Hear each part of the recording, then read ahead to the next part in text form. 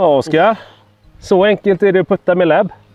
Ja, de säger det. Ja, de säger det. Ja, ja. Hjärtligt välkomna ska ni vara till ytterligare en Custom Clubs söndag. Sommardag i juni. En sommardag i juni, 8 grader storm. Men vi hittar här ett litet vindhål. Korrekt. Vart är vi idag, Oskar? Björnhults golfklubb. Björnhults golfklubb utanför Falkenberg. Jajamän. En jättemysig bana. Ja, men här har man spelat några gånger. Du sa ju till mig förut när vi satt och hade lite frukost där att du började spela golf här. Korrekt. Den här pay and play-banan där ute var mina första slag någonsin. Runt 2000, kan det ha varit 2006 kanske. 2006. Nu är vi det där med ålder och grejer igen. Ja, men sagt, vi befinner oss på Björnhults golfklubb idag och idag ska vi lägga lite fokus på putters. Det ska vi göra. Vi ska lägga fokus på lab-putters. Ja. Så vi kommer kolla lite hur ser linan ut nu 2025. Framförallt så kommer vi sen också lite, om en stund kommer vi grotta oss in och fördjupa oss ännu mer i... Vad betyder det? Ja, men framförallt fenomenet som jag skulle kalla broomstick eller sweeper som lab egentligen vill nu att vi ska säga. Korrekt. Det var lite dispyt om vem som äger vad där. Ja. Så att broomstick har vi en också, men det är ett annat märke som äger namnet på det tydligen. Men vi ska prata mycket lab och vi ska prata mycket broomstick. Vi ska kolla på vad finns det för modeller att välja på nu. Och sen ska vi ha lite faktiskt Oskars teknikskola när det kommer till sweeper broomstick. Ja. Så att det är det vi ska fokusera på närmsta stunden. Nej, men.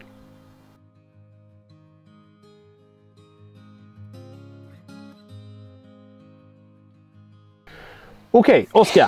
2025 står vi och lab är ju mer etablerat än någonsin. Ja, det är väl det puttmärke som alla där ute pratar om. Ja. Och vad har vi för modeller? Vi gjorde ju detta för ungefär ett år sedan. Ja. Det hade vi ett ganska bra utbud, men det har blivit större. Har det blivit? Hade DF3 precis kommit? Jag tror att den precis hade kommit. Men jag tänker, hur ser liksom modellinan ut i år? Vi står ju här med 30 olika labputters och alla är olika. Ja. Det är ganska häftigt, tycker jag. Så är det. Men om vi börjar från liksom, ta linken och så går vi uppåt. Ska vi göra så? Ja. Okej. Men så här. Och så är du kort och koncis som varje nu. Ja. Nej, men den som var lite mer traditionell klassisk så finns linken som är en klassisk bladputtar. Balanserar runt sin livevinkel. Det är det som lab står för, eller hur? Jäkligt schysst faktiskt. Sen går vi vidare och så har vi mess. Det är vanliga messen här nu, den här röda. Det är den lite mer kompakta varianten utav den här. Jag är ju sån här som tycker att egentligen, du har ju mess och så är det mess max. Ja, jag fattar inte varför man ska ha den här. Nej, lite så. Jag tycker att den borde heta mess mini och den andra ska vara mess bara. Ja, men lite så. Det här är ju maxen. Så att skillnaden däremellan, den är ju... Hur många procent större? Ja, det har du säkert siffror på. Ja, jättetydliga siffror. Jag skulle säga att den är 10. 20% 20% större är den. Annars är exakt samma form, exakt samma vinklar och hit och dit och sådär. Precis. Är det. Och sen så har vi ju den mest sålda putten egentligen och det är DF3. Nu tar vi fram en i armlock här. Ja. Med en sån här god liten boll.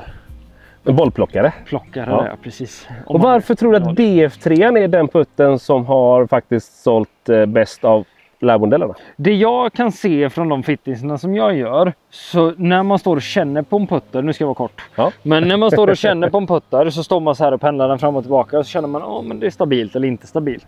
Om jag tar fram en link och känner på den så kommer jag inte känna så det är superstor skillnad på en lab eller en vanlig putter på grund av att det jag ser kanske fladdrar på samma sätt. DF3 är väl den som när man sätter ner och pendlar fram och tillbaka att man ser att den håller sig faktiskt. Men om jag tar fram en sån här då? Ja, men likadant där, den är ju ännu mer balanserad. Alltså, den är inte mer balanserad, men den känns som att den är ännu mer balans i. Men de flesta brukar säga, nej det här kan jag inte ha. Nej. Och det här är ju då originalet. DF2,1 Directed Force. Det är någonstans här de började hela flaggskeppsmodellen, hela lab-teorin om lie angle balanced mynnar sig i den här modellen. Och det ser vi ju på loggan som de har i formad efter det här och sådär. Skulle du säga att DF3 är någonstans en mer kommersiell produkt som en vidareutveckling från detta? Jag tror att många har svårt med utseende på lab överhuvudtaget, så att DF3 är väl den som man så här, jag kan acceptera att den ser ut så här för att jag puttar så sjukt mycket bättre med den. Ja. Den är tuff. Men jag såg nu Fowler har ju faktiskt gått från DF3 till DF2.1. Så att den spelas ju på touren. Och det måste finnas en anledning. Det gör det ju. Tänker jag. Och sen så kom det ett litet tillskott i familjen här nu i tidigt i vintras. Sådär. Vad har vi där? Har jag en här? Eller har du en där? Jag har ju många som helst. Vi ska se, den här borde vara en sån. Jajamän, här har vi den snåla varianten. Ja, men bra. Jag fick upp en och du fick upp en. Jajamän. Och det här är ju OZ då, den kanske mest vanliga av dem om man ser till utseende. Den här ser ju ut som en helt vanlig Rossi från Odyssey eller en Ping Oslo kanske eller sådär. Det här är OS 1. Du håller en OS 1 i. Och vad är skillnaden mellan i och inte i? I insert. Där har vi en stålfräst insert i den. Lite annan känsla, lite mer. Jag skulle säga att den är lite klickigare. Jag gillar det där mycket mer än det här. Jag har ju en sån här i bagen just nu. Ja. Jag gillar just inserten för att du får lite mer av en klassisk stålputter-känsla. Så gillar du det här kanske, med klassiska Scotty-känslan, så är den ganska lik. Ja. Och när jag har känt på de här lite grann, det ska inte vara det. Men någonstans så känner jag att OZ är väl den som oftast hamnar tå upp. Ja. Inte för att den ska göra det, men när jag har testat de här fram och tillbaka, jag gillar ju det här traditionella där jag känner vad klubbhuvudet är. Jag kan tycka att det är lite svårt med DF2, DF3 och sådär, men OZ tycker jag ändå man känner ganska så okej vart klubbhuvudet är någonstans. Jag vet inte om du har tänkt på det när du har spelat med din, men jag tycker det är en jäkla skillnad i alla fall. Ja, men den här, min take på det är ju någonstans att om de vill utveckla en putter som skulle kunna passa fler på touren framförallt. Ja. För att många vet att Lie Balance, det hjälper många. Ja. Många som testar men tycker att de är för stora eller de är för klumpiga eller gillar inte känslan i den. Så då tog man fram en lite mindre traditionell modell. Ja. Gjorde en variant med en insert där också.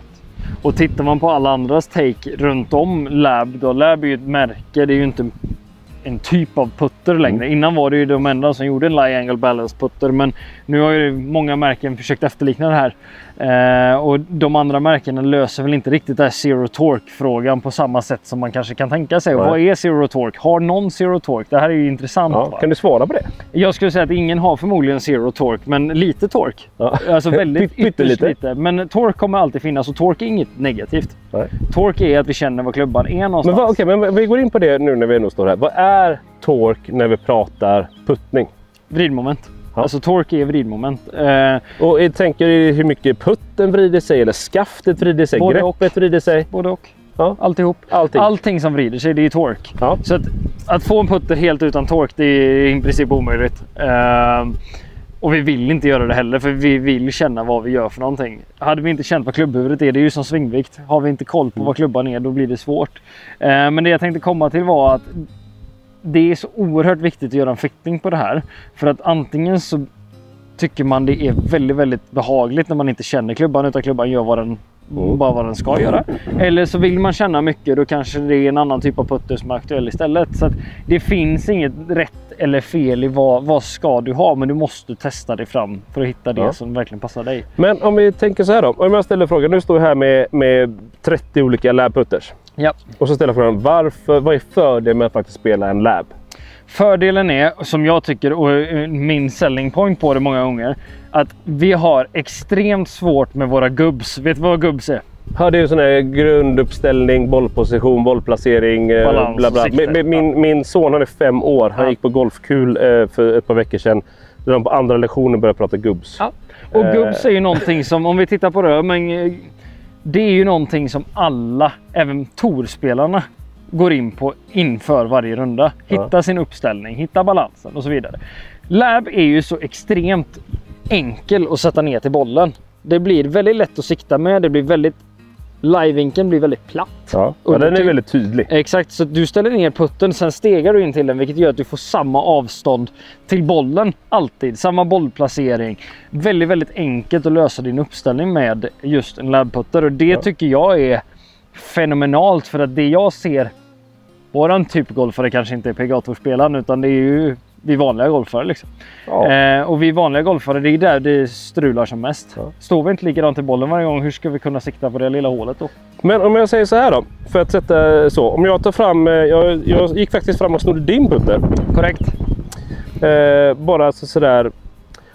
Här är din spelputter du har idag. En vanlig klassisk bladputter. Ja. Varför finns de här ens? Eller finns det någon anledning till att fortfarande prata om vanliga putters? Absolut. Alltså, tittar vi på vanliga putters så har vi alltid pratat tåhäng, face balance, toe up eller så vidare. Den här puttern är ju ganska kraftig toehang på. Kan man säga. Vilket gör att den här är ju extremt tydlig vart klubbhuvudet är någonstans. Jag känner väldigt mycket vad klubbhuvudet är. Vilket för någon som kanske har klubbhuvudet lite överallt så här, det känns obehagligt för det känns inte så balanserat. För min del så är detta självförtroende att veta vad jag gör för någonting. För då kan jag också känna, ja men fast nu gjorde jag det här, det var därför det resultatet blev. Jag känner inte det med en labputter, det är därför jag fortfarande har kvar den. Och jag kan tycka att många som puttar, till exempel jag är inte så statisk av mig i puttning, utan jag läser putten ovanifrån, går ganska mycket på känsla. Det funkar väldigt bra med den här. Men någon som har problem med puttningen och behöver vara statisk, jättebra med en labputter. Du pratade om fitting förut, att det är viktigt att göra det. Oerhört. Någonstans när vi kommer till lab så har vi mängder av modeller. Men vi har också absolut mest möjlighet att bygga en custom putter. Hur ser liksom spannet ut om vi kommer för hej, jag ska göra jag vill ha en putter, jag vill ha en labputter. Hur ser liksom spannet ut? Vad kan vi göra? I olika, jag ser vi har armlock, vi har sweeper, broomstick, vi har shaftlean, inte shaftlean, vi har pressgrepp, inte pressgrepp. Vi har live-vinklar från höger och vänster och sådär. Om du bara kort hjälper oss igenom, vad kan vi göra med labputter? Allt. Kort. Ja. Nej, men vi kan ju göra en mängd olika live-justeringar. Jag kommer inte ihåg vad lägsta är just nu, men säg att vi går från typ 64 upp till 79,5 omkring där. Sen kan vi göra dem i absolut alla olika längder, former och så vidare. Men det som är viktigt med lie angle balance, det är ju om vi tänker oss att vi har att putten ska röra sig på samma live-vinkel hela tiden. Det är det som kallas för puttplanet liksom. Vi vill inte att skaftet börjar göra så här, utan den ska hålla sig på samma linje. Då är det ju viktigt att vi har rätt utgångsläge. Har vi inte en live-vinkel som vi tycker om från början så blir det väldigt lätt att justera. Så att sätta samma live-vinkel till alla golfare är ju hjärndött. Men varför gör den det då? Alltså jag tänker vanliga puttmärken och sådär. Då har du en statisk live på 71.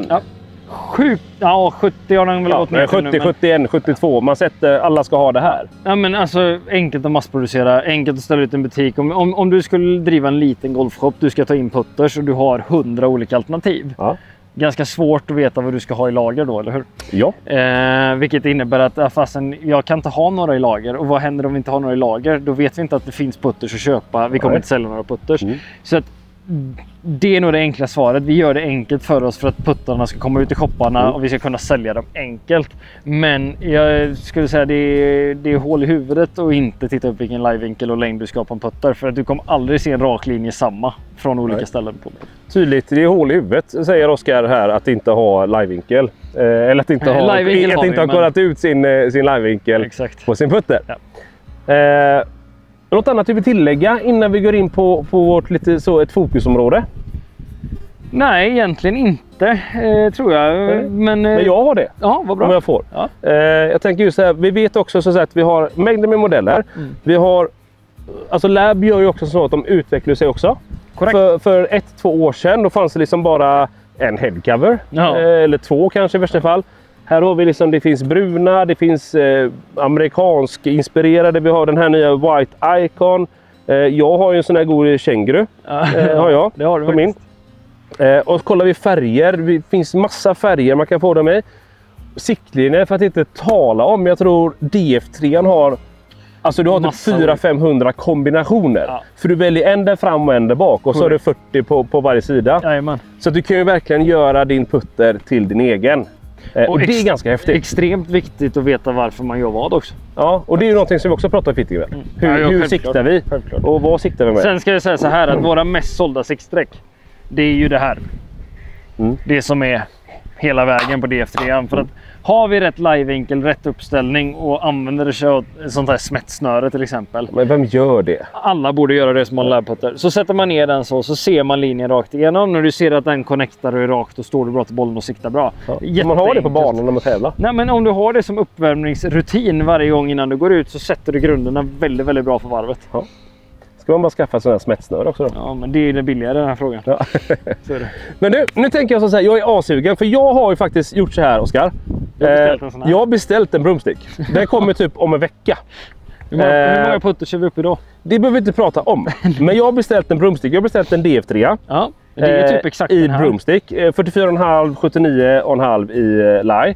Baserat på det som du har sagt till mig. Korrekt. Men jag har ju ingen aning om hur man puttar. Hur puttar jag med broomstick? Jag tycker på riktigt att det är ganska obekvämt. För man står och ska armen vara där och ska den vara där och handen där. Hur mycket ska jag börja med? Så att nu så ska jag ta experthjälp. För Oskar är faktiskt ganska duktig på det här.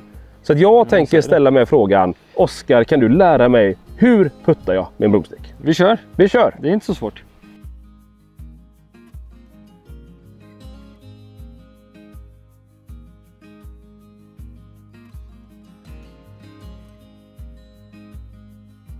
Okej, Oskar. Ja.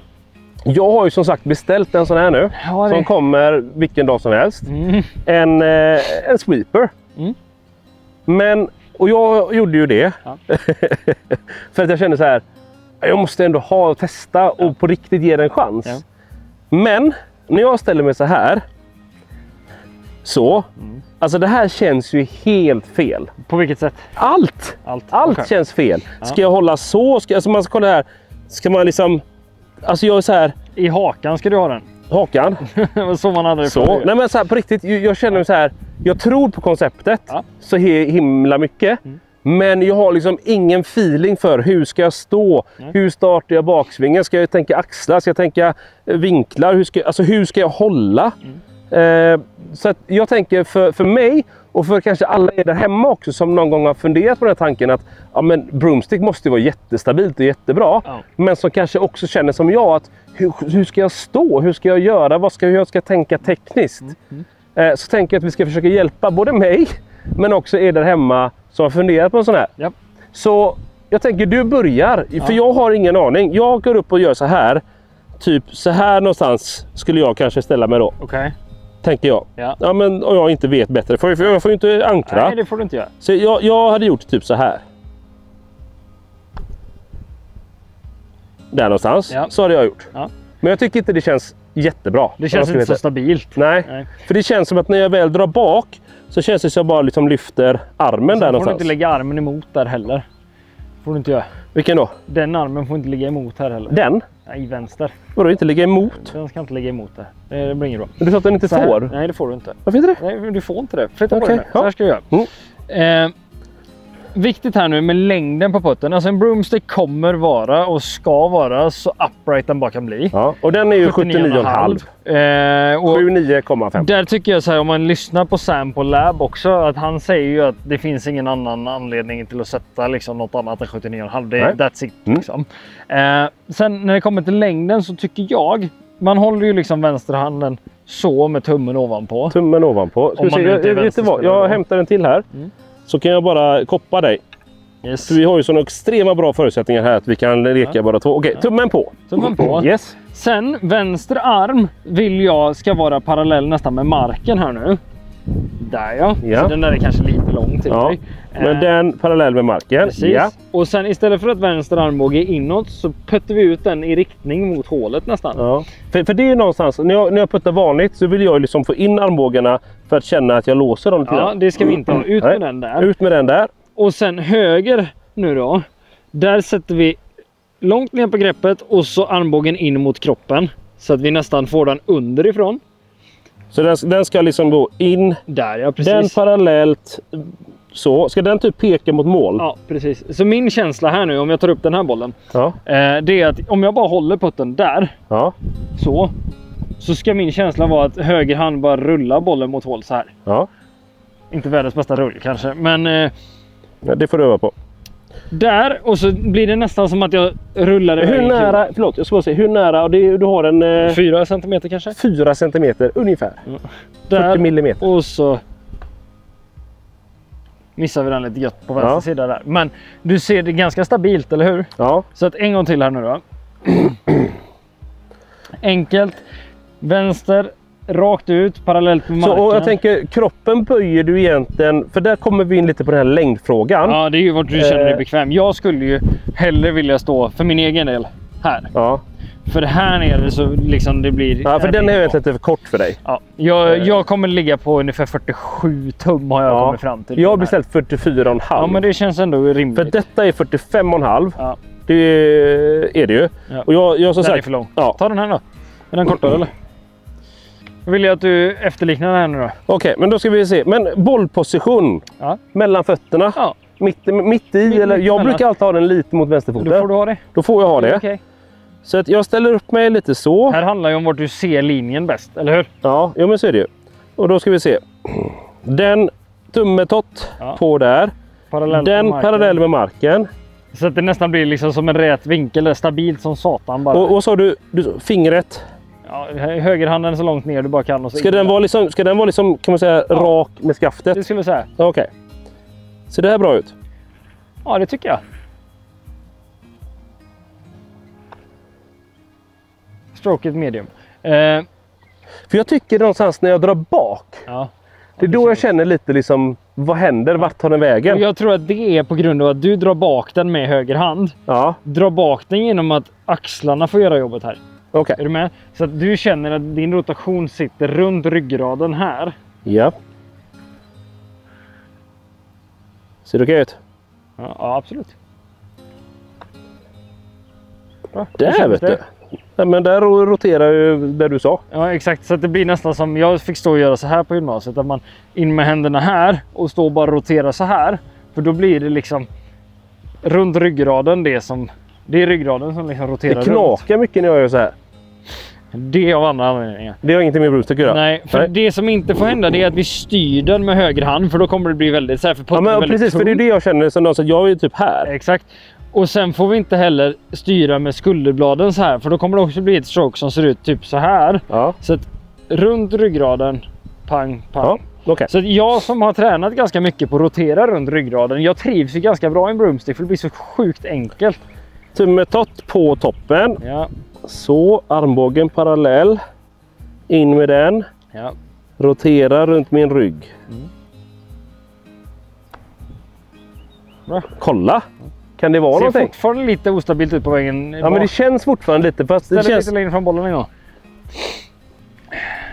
Men det är någonting som jag tyckte var väldigt fascinerande när man lär sig hur man ska göra det här. Jag ser inte varför regeln av att vi ankrar har försvunnit, för det gör inte jätteskillnad. Alltså. Okej, men du sa du stämmer lite längre bort från bollen. Ja, lite längre bort från bollen.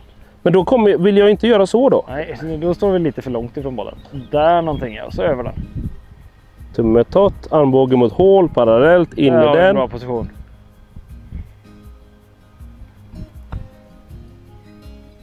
Ja. Även om stroket inte är perfekt så blir ju putten blir ju bra liksom. Men det känns som att jag får ju väldigt tydligt ändå ut den på startlinan. Absolut. Tänk nu rulla kula. Och tycker du att det är ostabilt att hålla så där, så kan man ju faktiskt, lite som Bernhard Langer har hållit så. In mellan de två fingrarna här. Mellan långfinger och ringfinger på högerhanden. Korrekt. Precis som att vi håller i bollen och rullar en kula så kan vi hålla den så. Och sen där. Om man tycker det känns lättare. Men ser inte det ännu konstigare ut? Jag skulle säga att du kommer påverka... Nej, handen mot hål. Så? Ja. Okej. Och så den där. Tänk att rulla kulan nu. Jag skulle säga att det här kommer vara svårare att starta den på linjen. På grund av att du har mycket lättare att manipulera putten. Härifrån så blir det liksom bara vad putten gör. Ja, just det. Ja, men precis, för här har jag ganska mycket händer som... Så jag hade lagt den som penngreppet igen där. Där ja, precis. Och vänta här nu. Den ut. Där ja. Okej. Så att vänster handled också blir rakt där. Ja just det, för det har jag nog inte gjort innan. Nej, för du är där och då blir det... Om vi kan ha en vinkelrätt här mot marken och en vinkel här. Så egentligen för att förtydliga lite det som Oskar sa nu, vilket vi kan säga. Jag hade ju armbågen ut där, men den vinkeln ut. Precis. Så att den är rak här också. Visa folket där hemma klockan här liksom. Ja, det är svindyr. Ut med handleden, den är där ja. Oj. Men det är ju sjukt. Alltså det svänger ju alltså hej vilt. Men när jag kommer in i bollen. Ja. Sen tror jag också så här att gå till en broomstick och tro att man ska bli en puttguru efter bara köpa en. Jag tror att lägg ett par timmar på puttingen och känn in hur ska jag liksom röra på det. Och det är därför jag tänker vi gör detta idag också, för att det finns så mycket. Alltså det är ju en helt annan putting-stil. Jag som har stått ganska mycket vill jag ta i, men när jag har haft någon minut över så brukar jag alltid ta fram den här. Sen ska jag säga så här, om jag hade fått välja. Får du inte det? Jo, men om jag hade haft 2 bagar.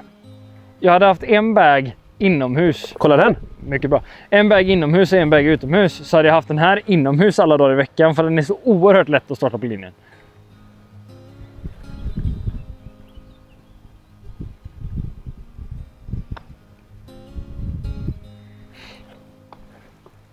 Hur ser det någon form av så här naturligt ut nu? Jag tycker det. Så jag tittar ju bara på putten, inte hur du ser ut.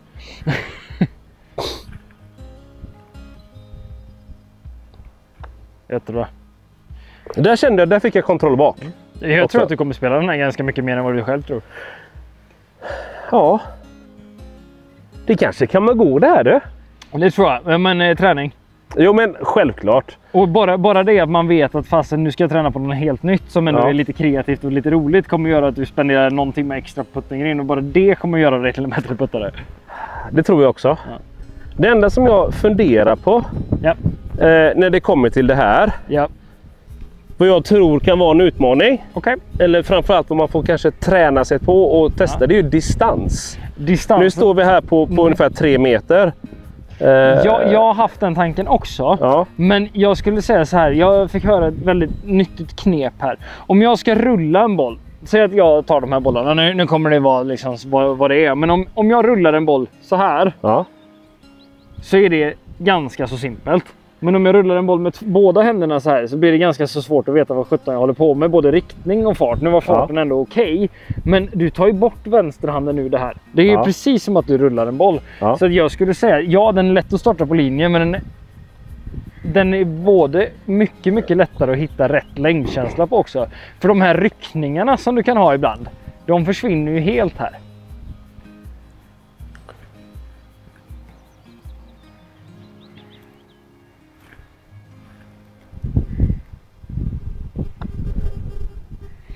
Om jag tar en boll här, gör så här. För skojs skull, nu ska du inte sätta den i hål. Nej. Utan jag slänger ut den där. Varsågod, var så nära som du bara kan. Får jag pris om jag sätter den? Det kan du få. Jag tycker om glass. Ja. Nogger. Nogger tycker du om, ja.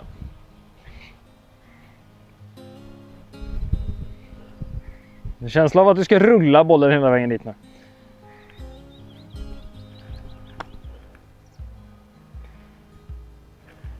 Ändå ganska okej, eller hur? Vi har ju inte stått på de här grindarna så här superlänge, så det är inte så att vi har känt in hastigheten riktigt. Men det är inte så att du känner att fasen, jag har ingen aning.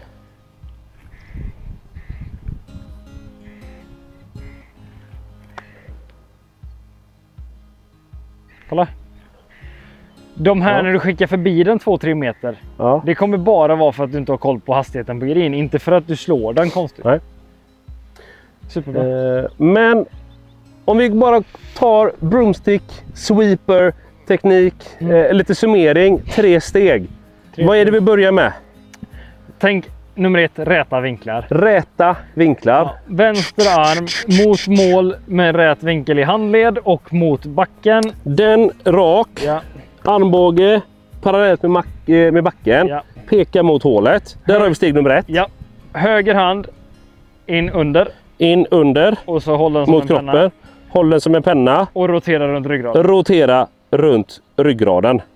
Inte dra med händer och så, utan Vi roterar runt vår egen axel. Sen kan man också kolla på så här. Om du ställer dig en gång till.